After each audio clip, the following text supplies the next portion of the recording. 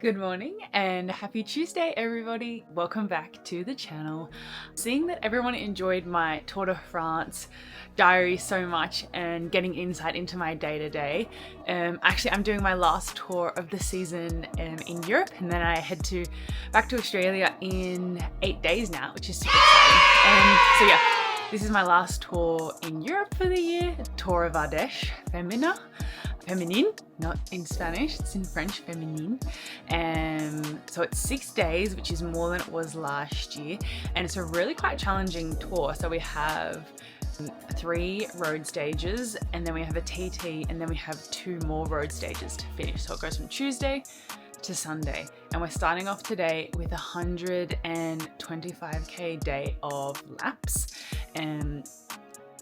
It should be on paper a sprint, but the wind has not come to play with us, and there's going to be crosswind for majority of parts of the lap, so it's going to be really quite a challenging day, which should spice it up quite a lot for the general classification.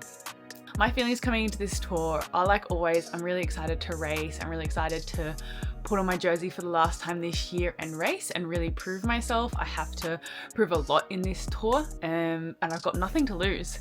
So I'm really excited to get in some breakaways and seek some opportunities for myself in this race, and really just race free and race fun and race like I got nothing to lose, like I said.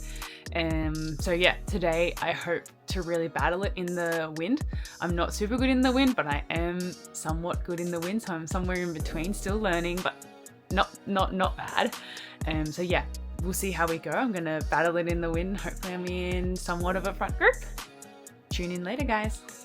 Alright, that wraps up day 1, and I've got a smile on my face because yeah, I feel like I'm back. And after the race that we did last week, I was a bit meh, and like, yeah, I felt way more like myself. I was able to position well, I was aggressive, and even threw a lot of elbows. So yeah, I was super happy with how I rode. Like, the positioning helped, and I was able to push when it got hard, and I wasn't like scared. So yeah, I feel like I'm back. I feel like I contributed to my team. I feel like I took some chances and chased some breakaways. I made a split in the wind, which I was really proud about, because it was a really competitive split actually, with 2 laps in, and I think the split was like 20 people, maybe 25. So it was super competitive, and unfortunately it didn't stay away, but it would have been fun if it did. So yeah, that's kind of the day. I think, like my dad said to me at the start of when I had a phone call with him after I did my update for you guys, he said, like, you know, don't race for a contract, don't race because you got, like, you know, something on your mind, like, race for you. Like, and I think I really took that in, and yeah, I raced for myself and I had fun like I always do. I always try and do race with a smile. So yeah, I race for me, and I'm super excited to see what the rest of this tour holds, because these legs are feeling good. Alright, so unfortunately for stage 2, because of the protests that are in France, for our safety, stage 2 was cancelled. But we still got to get out and get those legs moving, and because we still have 4 more days after this. So we're just on a nice little spin, and yeah, that's about it. That's the day. Now we'll just rest and eat and have some coffee.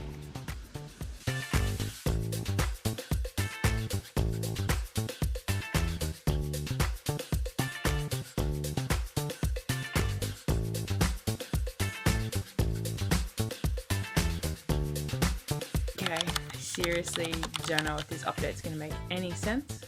I'm so tired, I didn't take my neurotropics gel, which I regret, for the last 15k, but it was downhill. So yeah, I'm cooked. I'm absolutely cooked. Today was an interesting day. The first 70k's was really flat, and then we had 2 climbs after each other with a small descent in the middle, and then we descended for like the last 20k's, and with lots of wind actually, and then yeah, straight line basically to the finish. Sounds not complicated. The day was complicated, basically 70 Ks. The peloton was super nervous. I just kept in good position the whole time, and I tried to follow some breakaways and seek some opportunities, but because the wind just was not playing ball, like it was either really strong headwind, really strong side wind, and the right amount of riders wasn't getting away for it to actually stick. So yeah, and then there was a split just before the first climb. I said just, maybe it was 10 Ks before the first climb, in the wind and the side wind, and I think it was a big group at the front, but then our GC and our top riders got stuck behind, and they were in a bunch behind. So then yeah, the front bunch kind of kept pushing to try and keep this gap, but then it didn't end up sticking. And then so once our GC girls were back and the race was all together and we were heading for the climbs, I just had to position our GC for the climbs. Unfortunately though, right when I thought my day was done and we were heading over the final climb, we had 3 Ks to go, and I probably would have made it over, but I was a little bit cooked. I thought it was done. So then our GC, I see in the corner of my eye, she's got a mechanical and she stopped on the side of the road and she's lost her chain or something. And I was like, alright, I'm going to switch into gear. I'm going to wait at the back. Adele came back as well. She got her to me, and then I pushed what felt like an hour. It was like the final little bit of the climb, maybe like 3 Ks of the climb, and then down this descent, and yeah, just like very tiring day. Unfortunately, we did not get back that GC, but she lost 2 minutes, which isn't so bad. There's a lot of days to come, a lot of hard stages to come, but yeah, that was my day. Okay, today we had a 20k TT, which can kind of either go 2 ways when you're at these tours. If you're not contesting GC, you can either try and go full out and just have fun and do a fun TT and try and get your best time and see what result you can get, or you can kind of just chill and take a day and push hard on the pedals as you need to do, but you don't. Yeah, you have two things you can do because you're not really contesting for GC, so then it's just wasting energy for the days to come.